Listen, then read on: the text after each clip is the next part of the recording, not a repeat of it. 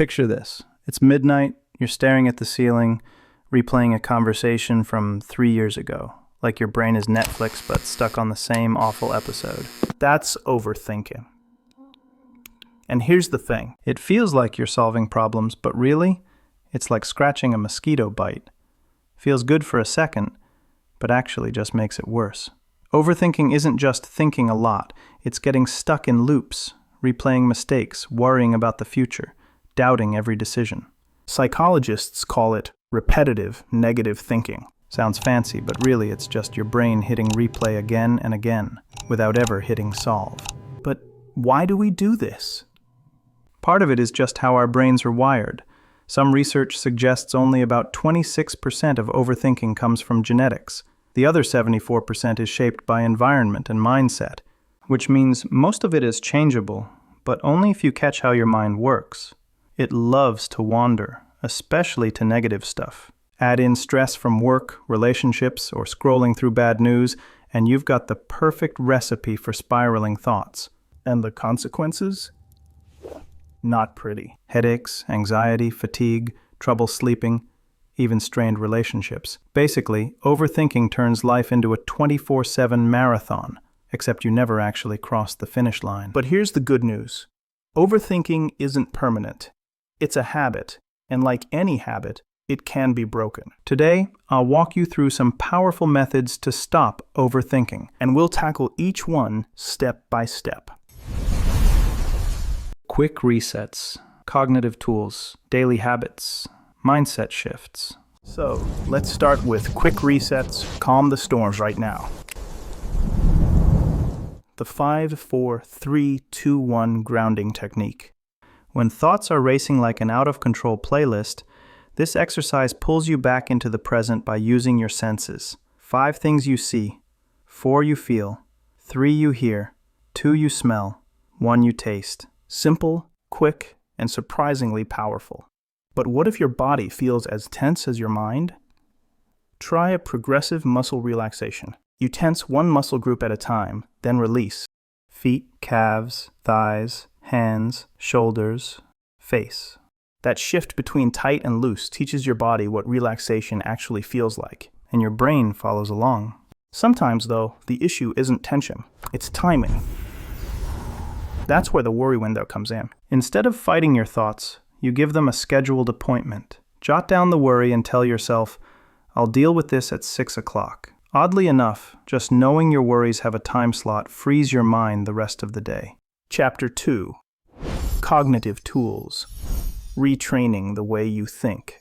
Now, quick fixes are great. They help you stop the spiral in the moment. But if you really want to change overthinking long-term, you have to work with how your brain forms habits. One of the most powerful tools for that is called rumination-focused CBT. It teaches you to swap those endless, why did this happen? Thoughts for, how can I move forward? Questions. For example, imagine you keep missing your bus. Every time you sigh and ask, why does this always happen to me? But instead you ask, how can I get there on time tomorrow? Maybe I'll just leave the house 5 minutes earlier. Or instead of asking, why can't I stay consistent with the gym? You could ask, how can I make it easier to go? Maybe it's packing the gym bag the night before or going straight after work. That tiny pivot from why to how sounds small, but it's like switching from driving in circles to finally picking a direction and moving. The next powerful approach is metacognitive therapy. It helps you challenge your beliefs about thinking itself, like the idea that worrying keeps you safe. When you see a thought as just a thought, not a fact, it loses its bite. And if you pair that with postponing your worries, suddenly, overthinking feels way less urgent. Chapter 3. Daily Habits. Shaping your environment and routines. Now that we've learned how to work with your thoughts, let's zoom out a little. Because overthinking doesn't only live in your mind, it also feeds on your habits and surroundings. That's why stress journals work so well. You track stress events, triggers, and outcomes, and suddenly you realize it's not everything stressing you out. It's just a few repeat patterns you can actually change. Another powerful habit is mindfulness combined with physical activity. Walking mindfully, feeling each step, noticing sounds, breathing deeply. already reduces stress. Do it outdoors, and studies show a 90 nature walk can literally calm brain regions linked to rumination. In other words, touching grass actually changes your brain. But what about the digital noise? Overthinking often feeds on comparison. That's why it helps to limit upward social comparison online. Unfollow or mute accounts that trigger "I'm not enough." Replace them with ones that educate, inspire, or simply calm you down. Chapter 4. Mindset Shifts, the long-term game changer. When stress shows up, remember this. You've got 4 doors you can walk through. It's called the 4A method. Avoid. Sometimes peace means saying no. Skip the plans that drain you. Close the office door when you need focus. And step back from people or situations that keep adding stress. Protecting your energy isn't selfish. Alter.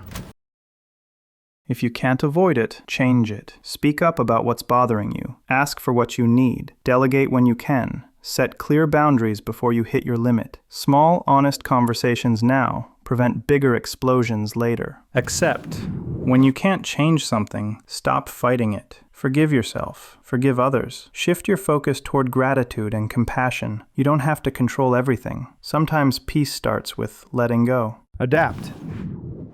And when all else fails, adjust your own lens. Lower the bar from perfect to good enough. Breathe. Meditate. Relax your standards just enough to make room for joy again. So here's the big picture. Overthinking isn't just thinking too much. It's a mental habit that drains energy, blurs focus, and keeps us stuck. The habits can be changed. You don't have to use all of these methods at once. Pick the ones that fit you best and practice them consistently. Over time, the cycle of rumination weakens, and you reclaim space in your mind for clarity, focus, and peace. Because the goal isn't to stop thinking, it's to stop being trapped by your thoughts.